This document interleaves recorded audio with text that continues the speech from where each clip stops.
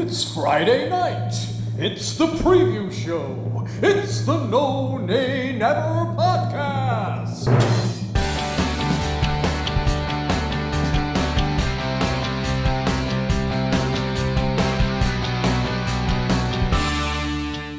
Hello and welcome to the preview show brought to you by the No Nay Never podcast. And it is episode 2, week 2 already. We are here with another jam-packed episode to look ahead to the Claret's first home game of the season, Southampton.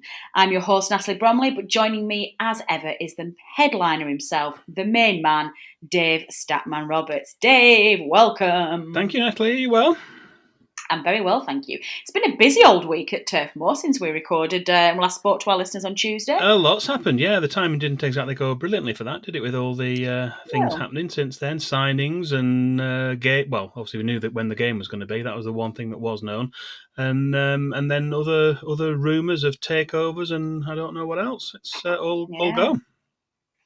It is all go. Well, we'll have a look at that later on in the season. But it's been a good week. It's been a positive week, even despite that Leicester victory. It feels a little bit weird that we are all feeling relatively upbeat, even though we obviously couldn't turn any points at the weekend. Yeah, I think that there are some positives to take. I'm going to come on to that, actually. That's one of my my stat of the week is going to relate to that, so I'll not give that away as a spoiler. But yes, we've had a good victory in the Cup, and another little stat for you. That's two victories, if we're going to count Sheffield United as a victory. Technically, the record books record it as a draw, even though we won on penalties and went through. We've only had one victory in the League Cup in the last 6 seasons, and that was the one we had at Ewood Park. That was just one victory and 6 defeats in the last 6 seasons in the Cup. So to have get through 2 rounds this season's definitely progress. Yeah, I saw a hilarious tweet which really made me giggle the other day where somebody was talking about, I think somebody said something like, just our luck if we end up having a really good cup run when fans aren't allowed in the stadium. And somebody replied, and forgive me listeners, I can't remember who it was, but somebody replied and said, we're absolutely going to end up accidentally at Wembley. And that just really made me chuckle that somehow we just don't really want a cup run and somehow we're just going to end up accidentally at Wembley going, oh, okay. Well, we are just 270 minutes away now, just 3 games away from Wembley. So look at that. Except we've got to get past City. Or City's academy team, stroke reserves, who are everything going to play. I know. I think Pep owes us one, to be honest. We were talking about this on the main show, talking about, the fact that just the unluckiness that we get of consistently being drawn away at City, or even home or away at City in the cup game. And this year is obviously Pep's finally decided he's just going to play his kids because of fixture build-up. I'm like, yes, you owe us. Like he puts ridiculously strong sides out, especially against us. So I'd quite like him to play his under 11s. That would be nice, or under 13s. That would be great. I mean, we'll have some chance to win. But that's stuff for another day, Dave. Let's get on to this week's preview show because we've got plenty of things to get on to. Now, before we get going, of course, we asked our listeners last week for an answer to a quiz question, which was, who was the first Burnley player to score a goal for the Clarets at Leicester City's current stadium? Dave, what was that correct answer? The correct answer was Ian Moore. And as regular listeners may know, we do use information from the Burnley Stats match database to provide many of the stats and facts we mentioned in our preview shows. And over the summer, I've made a start adding some brief goal descriptions for past games. This is focused on more recent seasons, first of all, but I'm working my way back slowly. It's a massive task. About 25% of the way through, but we do have a goal description for that goal, so I'll give you that if you allow me. Briscoe's corner from the left was headed on by Davis to Naheri. Then Ian Moore nodded in from close range past Ian Walker. So that's the description for that goal at Leicester's, the first goal for Burnley. We had a 1-0 win. And had a really good run. We touched on it, didn't we, in the preview show last time? The first 5 visits we had there, we didn't concede a goal. We had 4 1-0 wins and a 0-0 draw. And then we've had, we haven't won since then. Excellent. That's a good stats. Well, did you get any correct answers directly? I do have a couple of correct answers to this week's quiz. Yes. I think Matt had emailed a couple through for us. We did have David Entwistle had got in touch. Said Ian Moore, and I also had a message from a quiz regular Claret Crumpet, John Robertson, was in touch with the correct answer. He knew it was Ian Moore as well. I don't know whether you're aware of any others that have come through as well, Natalie. No, they're the ones that I got. I wonder, John Robertson must be giving you a run for his money, because I'm not entirely sure he's ever got one wrong. He usually knows, doesn't he? Yeah, he's pretty hot on the quiz questions. He knows them and he gets in there first. I'm going to start getting suspicious about young John. I'm going to see what he does. Weirdly, apparently in this week's, John and producer Matt have started a new feature, which is Spot the Random Noise in the Podcast, which is not an authorised feature, by the way, and not something that we are actually launching. But we've had, of course, some weird trapdoor noise that my old room, I have moved house this season of the podcast. I think my old house was some weird trapdoor that our regular listeners seemed to be convinced I was hiding somebody under. And then for the first preview show, I think, you and me last week, there was somebody opening a biscuit tin. No, it wasn't me. Well, it may very well have been me. I tend to record these around tea time and I'm hungry, so it could have been me. But apparently this week's, Dave, there was a parrot. All right. I missed that one. Yeah. There you go, listeners. If you'd like to participate in the new random unauthorised feature of the week, being random noises you hear on the Known and Ever podcast, do get in touch and let us know what they are. There was a parrot in a football game, wasn't there? Did you see the, I think it was in Brazil somewhere, there was a parrot stop play. A parrot landed on a player's head. I did not see this. And then there was another one somewhere in Yorkshire, I think it was, and there was an alpaca that got loose and on the pitch. Excellent. Well, this week's preview show has taken us in a direction I wasn't fully expecting, Dave. We digress. Let's bring it back. Come on, everyone. We've gone a little bit random. Let's huddle in and let's see what we can do. Opposition stats.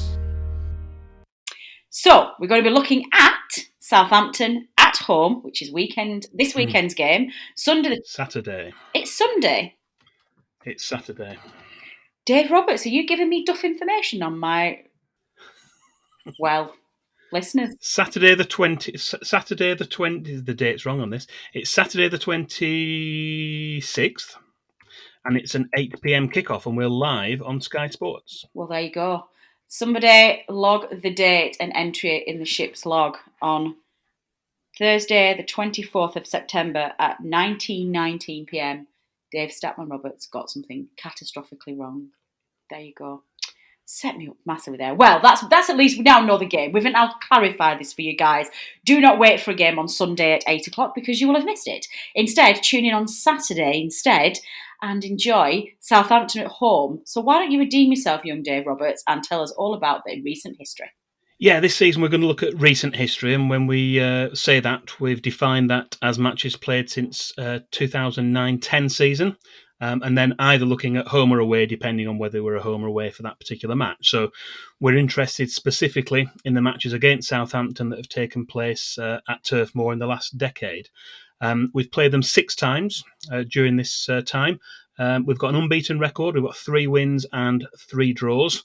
Which gives us a win percentage of 50% in those games. And just one of those 6 games was in the Championship. That was in season 2011-12, with all the more recent 5 games all being in the Premier League. Excellent. So what about Burnley's last win and last top flight win then, please, Dave? Well, we can do both those together and also last season's game, because that was a victory for us. That was the corresponding home fixture against Southampton, which was our last win, and also, as it was a top flight game, our last top flight win. It seems quite a long time ago now, but it was both sides' first Premier League game of last season. You may recall it took place in rather murky, drizzly and breezy conditions. It was the 10th of August, but it felt more like the 10th of October, I think, from memory. It was certainly more like autumn than summer at Turf Moor. We had a goalless first half, but we came to in the second half. We had 2 goals from Ashley Barnes and another from Johan Berg Gudmundsson, and that gave us all 3 points after an impressive second half performance in, as we said, very windy conditions that day. Indeed, I do remember that game. Okay, well, let's move on to our new feature then. Give us a specific highlight, please. We've said for this season we're going to look at a highlight and a low light. So the highlight, first of all, from the corresponding fixtures, and not necessarily from the ones in the last decade, although for the highlight, it is within that time frame. The one I've selected is the Premier League game between the 2 sides at Turf Moor in December 2014.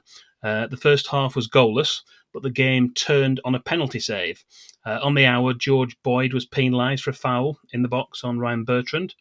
Tom Heaton got down low to save Dusan Tadic's spot kick, and just 13 minutes later, Ashley Barnes scored the only goal of the game. That was following some determined play from Danny Ings. He closed the ball down, blocked the ball, went through to Ashley Barnes, and he scored the goal, he scored the winner, and Burnley won 1-0 to give us 3 valuable points. There's some lovely names in that feature, isn't there? Got Danny Ings, Tom Heaton, George Boyd. Oh, I do miss them all.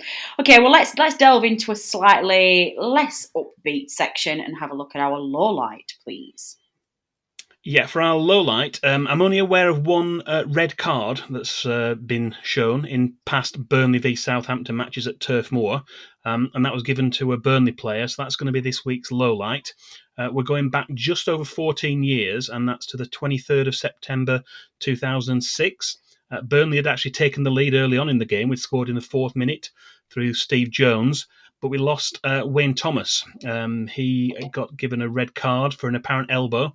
That was in the 16th minute, and we conceded a couple of minutes after that. We also took the lead again through Andy Gray in the first half, but eventually we paid the price for playing a man short, and we conceded twice in the second half to lose the match 3-2. Oh, there you go. I do remember Steve Jones. Steve Jones, wasn't it? Steve Jones. Yes, he scored twice on his debut. Redhead. Yes. Yeah, I was there. I was at that game. And in fact, a little bit of personal trivia for you all, for going into the stat show. That was the first Burnley game that me and the current Mr. B watched together. We went away from home. Oh. Yes, there you go. Not away from... Oh, yeah. We were at home. It was the first game. Oh, maybe that was the first. Oh, you went to the other one in that season, away from home? No, it was the opening fixture. I thought his debut were away from home. Maybe it wasn't his debut. Maybe I'm... Oh, no, he scored his debut at Turf Moor. That was, he scored twice against QPR. That was a home game. Okay, so it was, I watched him away from home. Okay, that didn't go as slickly as I wanted it to. So let's move swiftly on, young Dave, and let's talk about our hero.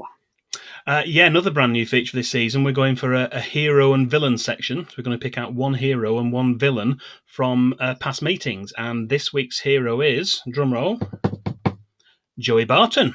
Ah! And the reason for that is, after Burnley were promoted as Championship title winners in the 2015-16 season, one of the mainstays of that campaign, Joey Barton, left the club. He went to Scotland for a new challenge at Rangers. It's probably fair to say the move didn't quite pan out as planned, and within 6 months, Sean Dyche had made a move to bring the midfielder back to Turf Moor. In January 2017, he came on as a second-half substitute to replace Stephen Defoe, interestingly enough. That was in the 73rd minute of the home game against the Saints. The score was still finely balanced at 0-0 at the time, but 5 minutes later, Burnley were awarded a free kick in a central position, 25 yards from goal, and Joey Barton took the responsibility, and his low shot went in with more than a little help from a deflection off the wall.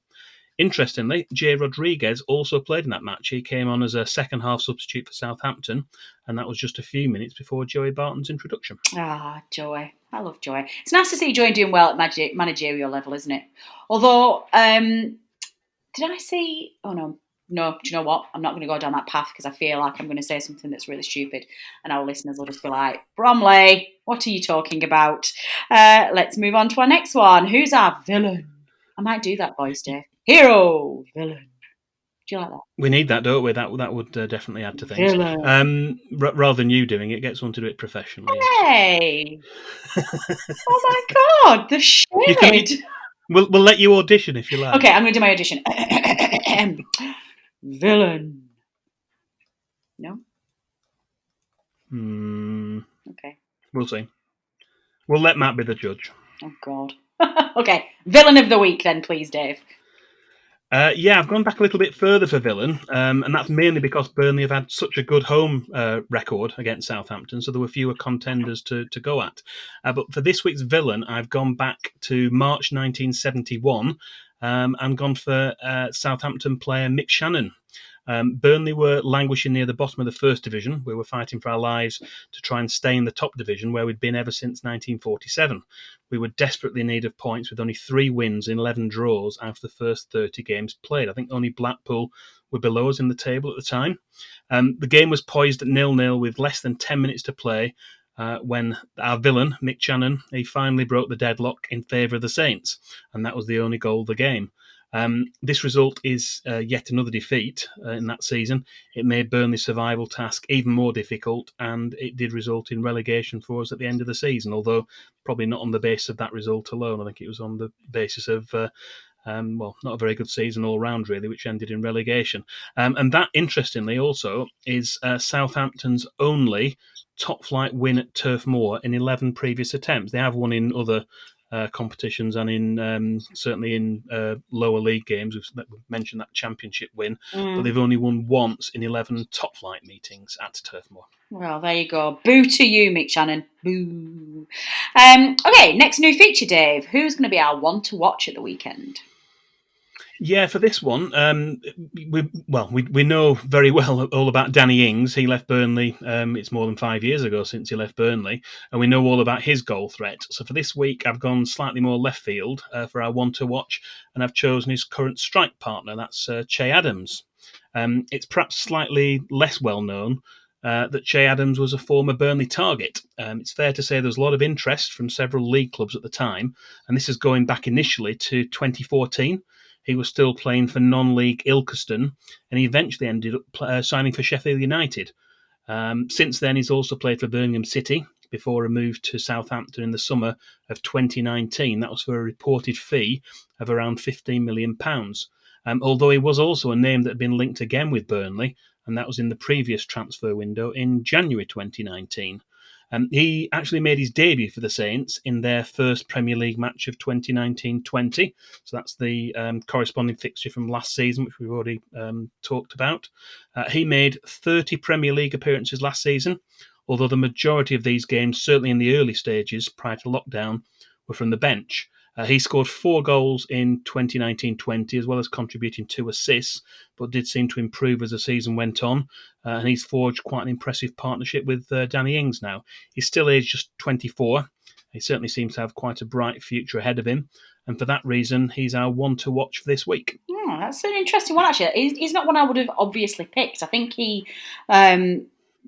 didn't quite come off for him last season, did it really? So I think once he gets a full season under his belt and starts playing, you would hope that he will certainly improve a little bit. I think some Burnley fans feel like we might have dodged one a little bit there, but yeah, we'll see how it goes. I think before he made his move up to the Premier League, I think he showed a lot of promise, and I really liked watching him. So fingers crossed he does manage to improve.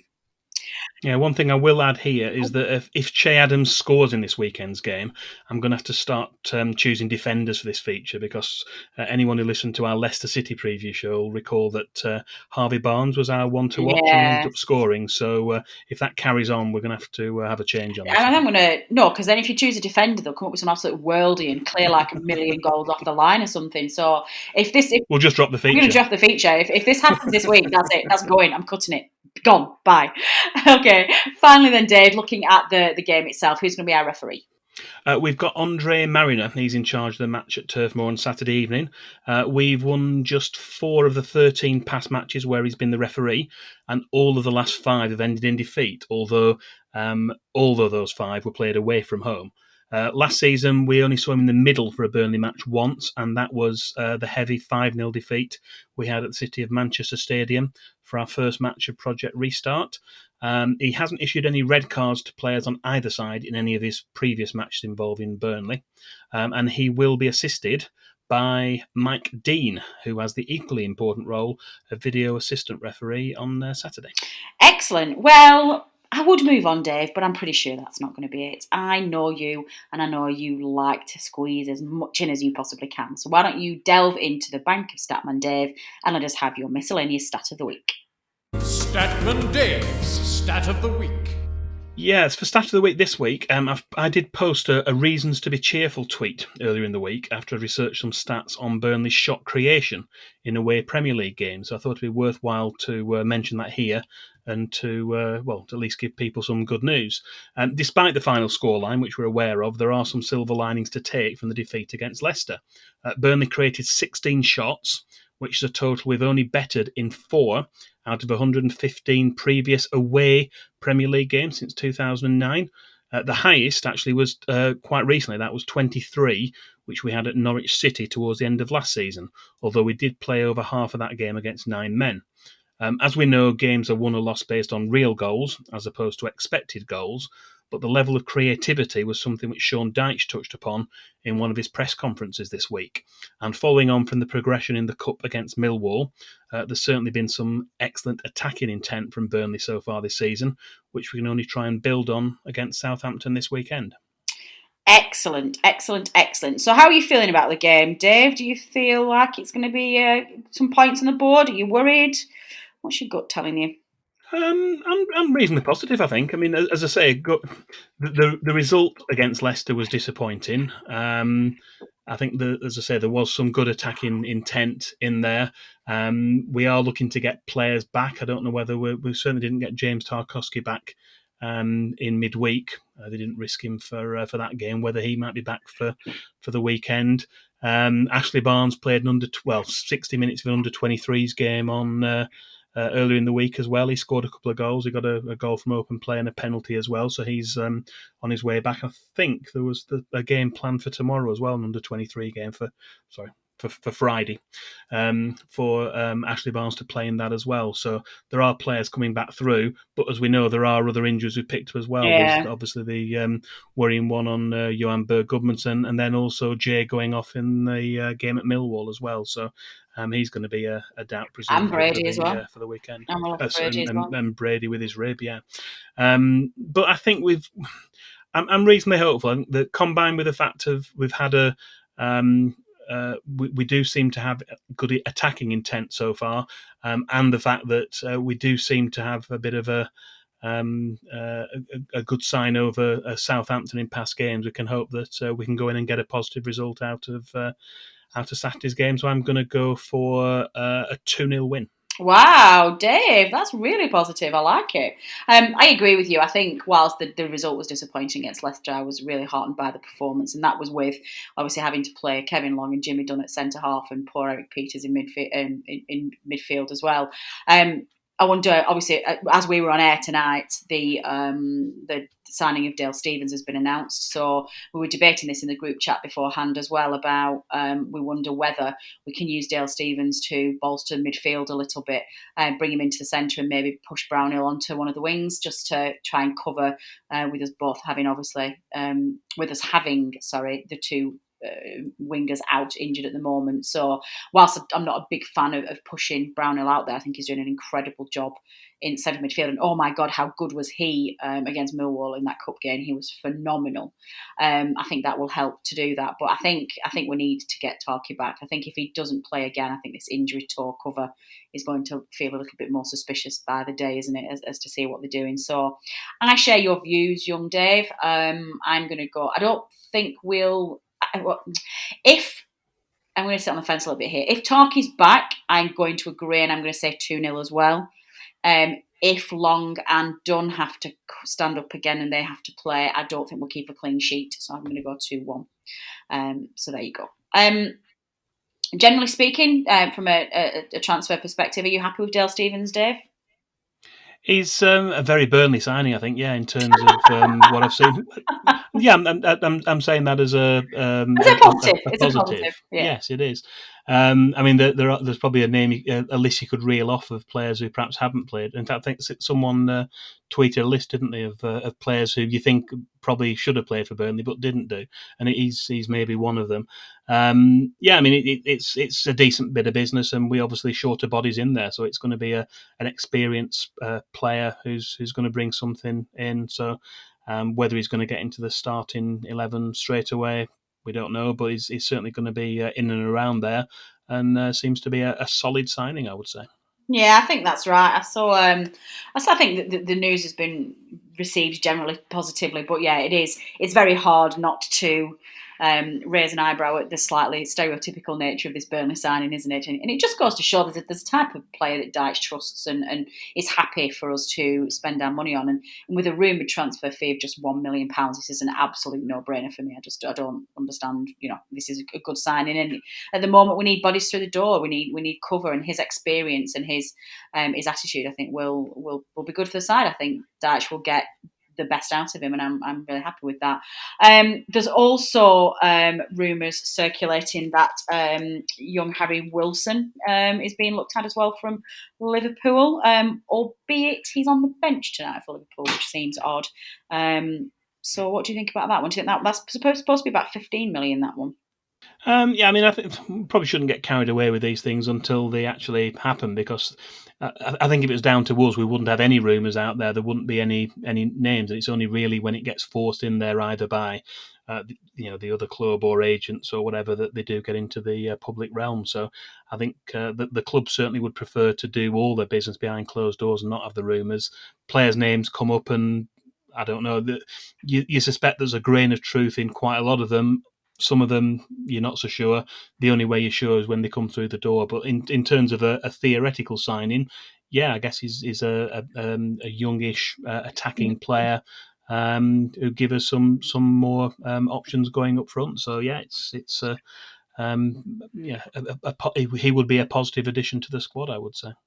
Yeah, no, I wouldn't disagree with that. I think we've kind of got on Tuesday's podcast, we got to the conclusion that we felt like a really successful transfer window this season would be a cover at centre half, a winger, and a central midfielder. Well, if we get Wilson in, and obviously just to compliment Stevens, there's still talk about Dawson coming in at centre half. I don't know whether that's dependent on us selling Tarky or not, but if we got those three in, then that's job done. And I think with the injuries that we've got to come back, I think I'd be feeling a lot more rosier again. So let's see how that goes. We'll have a look at that again on Tuesday when we come back to the main podcast. Opposition View. So this week on the preview show, we are joined by Ben from the Total Saints podcast. Ben, welcome to the No Nay Never podcast. Matt, good to talk to you again. Hope you're keeping well.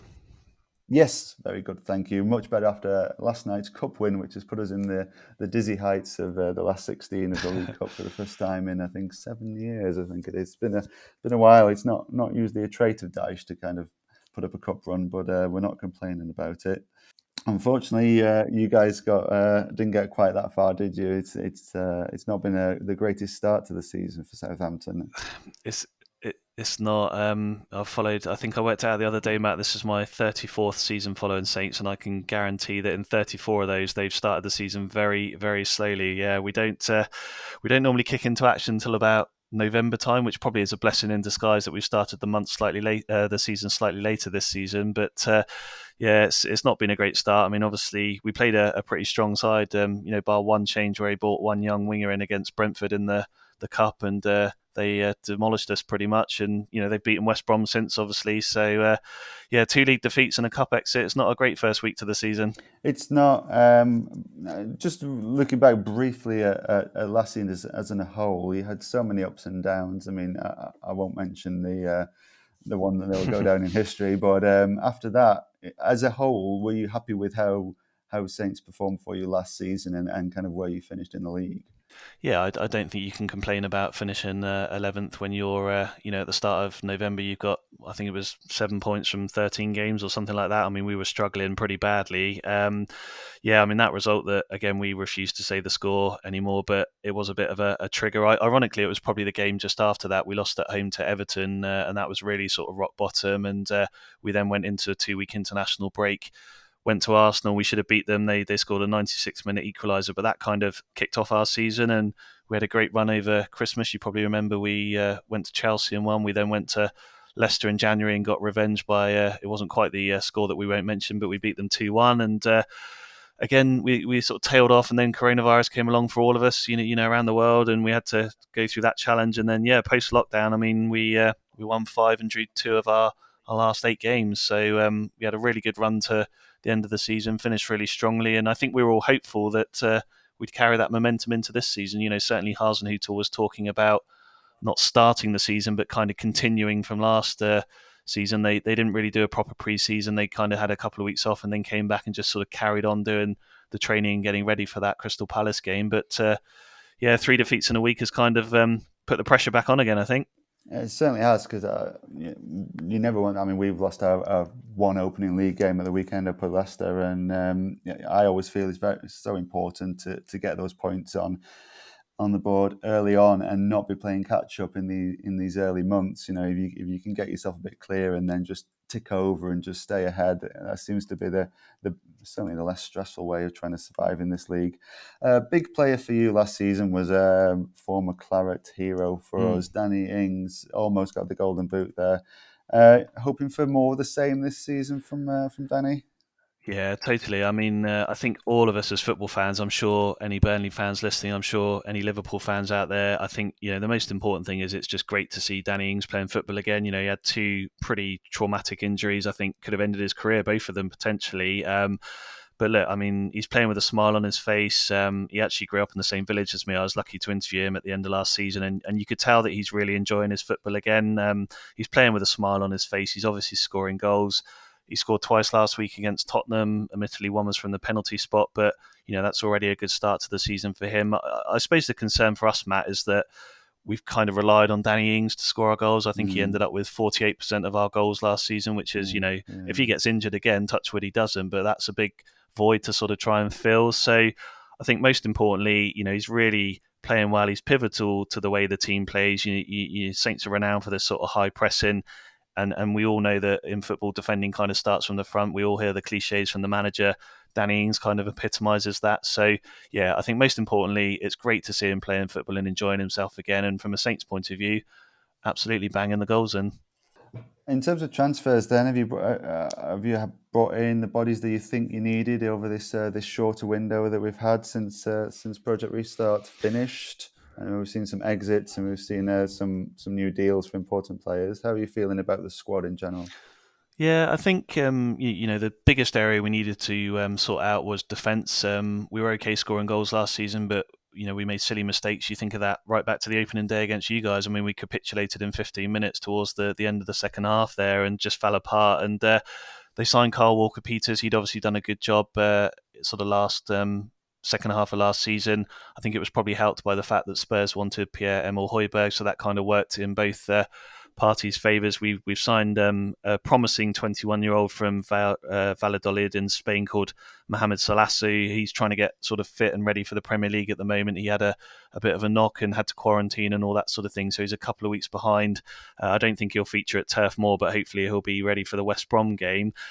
Obviously, we have lost Højbjerg, as I say. We've since sold Harry Reid, centre midfielder, to Fulham. Mario Lemina's gone there on loan as well. So at the moment, we've kind of just got Oriol Romeo and James Ward-Prowse as centre midfielders, and Ralph Hasenhüttl has already spoken about the fact that we really do need to get another number 6 in. So I think between now and the end of the transfer window, Matt, that is absolutely the number one position we need to get some cover in, centre midfield. Ironically, it's probably someone like a Dale Stephens. I think Saints are probably looking for a more glamorous type of player than him, maybe a more of a potential that they can look to sell on than a Dale Stephens, but it is probably that sort of defensive midfielder that can break up play, get the ball and give it.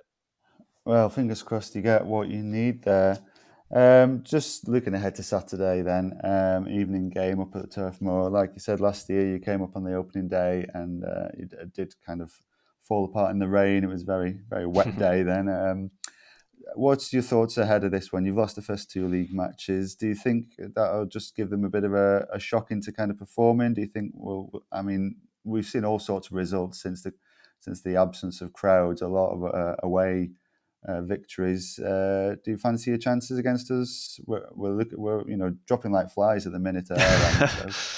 I know. The trouble is, Saints never put sides to the sword when they're like that. I mean, it's Crystal Palace first game of the season. I mean, they had 4 or 5 players missing that would have got in their starting lineup. They beat us 1-0. I think the thing about Saints is they've not beaten Burnley in the last 7 appearances. We lost both games last season to Burnley, to Newcastle, and to West Ham. So we lost all 6 of those games, Matt. And what are those 3 sides got in similarity?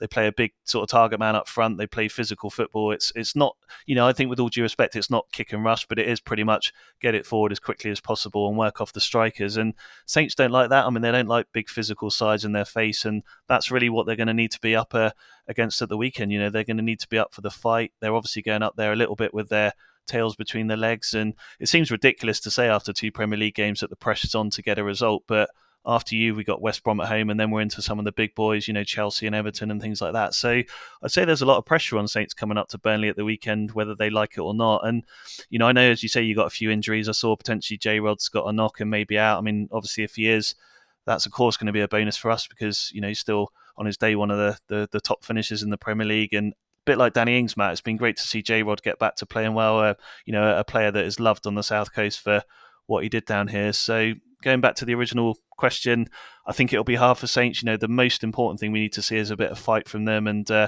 if Burnley are sort of made to score a worldie to win the game, fair enough. But what we don't want to do is see Saints roll over and let some soft goals in and just sort of come away thinking, oh, thank goodness that's Burnley out of the way. Yeah, it's like you say, losing to those teams that finish around you it is always a recipe for disaster.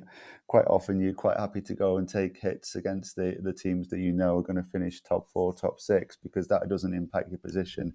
Yeah, you take points from the teams around you. That's when you start to pull away, really. I do. I think J-Rod is pretty much ruled. I don't think Dyche will risk him on Saturday.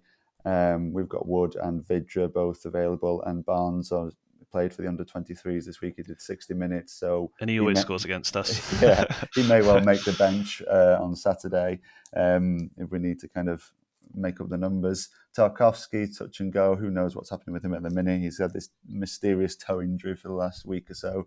But the rumour mill won't stop with him, I think, until the window's shut. So you could find yourself up against quite inexperienced defenders, and that could be an opportunity for Ings there, really, to maybe get on the score sheet. Hopefully, though, we've got enough. Hopefully, we've shown some real fight against Leicester, even shipping 4 goals against Leicester last Saturday. It was a positive performance. There wasn't too many people complaining about the effort that we'd put in. But like I said before, we seem to be getting so unlucky with injuries at the minute that we're kind of having to piece together teams and play Eric Peters wherever we can fit him, really, plugging gaps. I think the thing about that is, as you say, going to Leicester, Burnley are obviously a side that, from the outside looking in, I think like teams attacking them because it sort of gives those that chance to sort of get in behind and do things like that. I suppose Saints are probably similar to that in that they don't like sides sitting deep and trying to break them down because we don't really have the creativity to do that. I mean, the only injury that we've got subject to training on Friday, of course, you and I are recording on Thursday night, is Nathan Redmond is definitely out of the weekend. Other than that, we've got a full squad. But even at the moment, Hasenhüttl's probably got 15, 16 senior players that he's comfortable with. So it's not like we suddenly have 24 players that are available. So he's got sort of a limited pool that he's sort of choosing from. But I think from a Saints point of view, we will probably hope that Burnley want to attack us a bit and leave some gaps in behind that, as you say, the likes of sort of Stuart Armstrong, Danny Ings, players like that can kind of try and exploit.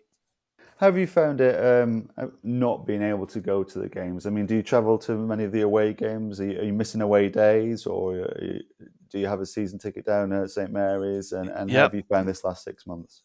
Totally, I'm missing the cricket club bar there at Burnley. I've last couple of times I've come up. It's always very enjoyable going in there and looking at all the Jimmy Anderson photos and all that sort of thing, isn't it? But I think I mean it's a different experience, isn't it? When you watch it on the telly, you probably see more of the incidents than you do in the ground. You get to see the replays and things like that, but it's not the same. I think there's a saying in life, isn't there, that you don't know what you got till it's gone, and I think that's probably the same with football. And none of us want to encounter health problems, and we know that we need to make it safe for everyone, and the world needs to sort of look after itself before we even think about a game of football and everyone piling into a stadium. But I think we all miss seeing our football team, that release that we get at the weekend, Matt, where we can go there and cheer them on and shout at the ref and, tell everyone what we think about the game and have a beer with our mates and things like that. I mean, that is part of being British. That is, probably the most beautiful part of football, isn't it? Having that experience. So absolutely, I'm missing it. I think, like, I'm sure everyone that's listened to this podcast, and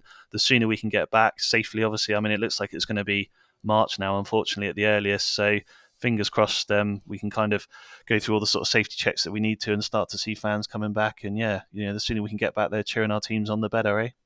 Absolutely, I echo that entirely. How's the financial implications of this affected Southampton? I know our chairman came out early on and was talking about losses of or gaps of 50 million or such, and TV money must still be coming in some way, but gate receipts have obviously just dropped completely off. Has there been any noises down there as to what, how it's impacted your club? Well, I think there's two things I'd say on that. Firstly, it was sort of well documented, I think, when there was a lot of issues around the furlough and things like that, that Saints were a club that had agreed, their players had agreed that they would take a deferral on their wages for a certain period of time to sort of help try and facilitate not having to make people redundant. I think the longer this goes on, we obviously have to understand that actually we're probably pretty lucky. Saints are a well-run club, a bit like Burnley. They are self-sustaining, but that does rely on income coming in, as you say. They're not a sort of club that have spent hundreds of millions of pounds and are really struggling. So touch wood, at the moment, I think they're okay. But what I would say to counteract that, I think they were thinking ahead of the game, because it's been sort of fairly well documented in Southampton circles that they recently took out a £75 million loan, which I think is to sort of really try and help revenue flow potentially, mid to long term, so that they've got some money in the coffers to sort of see them through this period. I think the challenge, Matt, is, of course, none of us know how long this is going to last for. I mean, it's sad to see potentially clubs, further down the football pyramid, really struggling. I saw the Colchester chairman putting a letter out to Boris Johnson about, why he can go to the pub with his mates, but he can't get a crowd in to support the team, and he's going to have to lay people off and things like that. You don't want to see that. So, yeah, from a financial point of view, I think Saints are okay at the moment. They're lucky to be in the Premier League, which is where all the money is. However, I think the longer it goes on, the more tough conversations there'll probably have to be. Absolutely, yeah, absolutely. It could be even more important for people to survive this season, because relegation could have even bigger financial implications than it normally does. So finally, we always offer our guests the chance to plug their side of things. Where can people find your podcasts, your products out there, and how can people find you on Twitter and other socials? Yeah, no problem. So on Twitter, we're at Total Saints Pod. We're on Facebook.com as well, the same search string. And then you can find us on all the sort of common, I would call it, podcast channels. So Spotify, iTunes, Overcast, SoundCloud. We've just gone on Amazon Music. I don't know if you guys have gone on there, but they've obviously just this week very exciting. So exactly. So yeah, we're on all of those, and if you just search for Total Saints Podcast, Matt, you'll find 129 episodes that if you're lacking sleep or anything like that, I'm sure some of them will be pretty useful. Marvellous. Well, thank you very much for taking the time to join us this week, Ben, and all the best for Saturday evening. No problem at all. Take care. Fantasy Premier League update. Okay, Dave. Fantasy Premier League game week 2 is down. Why don't you talk us through what's going on in the No Nay Never Fantasy League, please? Before we go any further, can I just check that you've actually selected your team for this weekend? Yes, I have. All right, good. I have, yes. Listeners, for those of you who haven't seen this, this is peak me. It really is. So I finally got round to submitting my squad on Saturday. I'm so good at fantasy football that I decided to give you all a head start, clearly. Not really understanding or realising that there's game week deadlines and things. So actually my team is not going to go in until game week 3. So I'm 2 weeks behind you all. And to really rub salt in the wounds as well, and I picked this before the game started. This is a pure coincidence. I'm not this clever. But I've got both Calvert-Lewin and Zaha in my squad who would have been in that game as well. And I'm just like, are you kidding me? Like, one of my friends actually texted me and said, somebody said, I think they said something like, "Oh, missing week 1's going to be fine because you've got Calvert-Lewin in your squad." I was like, "Yeah, I'm not in until week 3." So after our reigning champ gave me all those tips last week, and I just ignored them. I just had a ridiculously rookie error. Although I've just gone onto my team now, Dave. He's going to be so disappointed in me, and he really is. He's Bennett. He's just going to be like, "What are you doing? Did I not teach you anything?" But I feel like I'm doing well this week. I feel like I'll be all right. Although I've just gone onto that team thing and I've just realised that I picked my squad and everything, and then it's just randomly picked me a team. Oh, it does that until you select it and then commit it, the 11 you have in, yeah. Oh, right. So do I have to do that before 11 o'clock on? Yeah, do it tonight and then you won't forget. Okay, I will. Okay, Dave. Right. Well, let's move away from my pathetic attempt at a team. What's going on in the actual league? Well, we've had almost 240 entries now. It's gone up a little bit since we did the previous show last week. I think we've got 238 or 239 at the last count, and that's well up from the 164 we had last season. So I think what we'll do, we'll leave it open for another week for additional entries if you haven't got around to joining up with your team yet, and we will give out the code again now if anyone wants it. So the code for the No Nay Never Fantasy Premier League is G3Q K0 F for Freddy.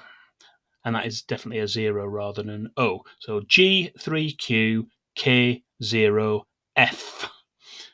So if anyone wants to do that, it's totally free to enter just for fun, but we will be keeping a track of progress throughout the season by mentioning updates in the preview shows. Excellent. That is really, really good. So what's happening with the Dream Team? Have we got anything to report there yet?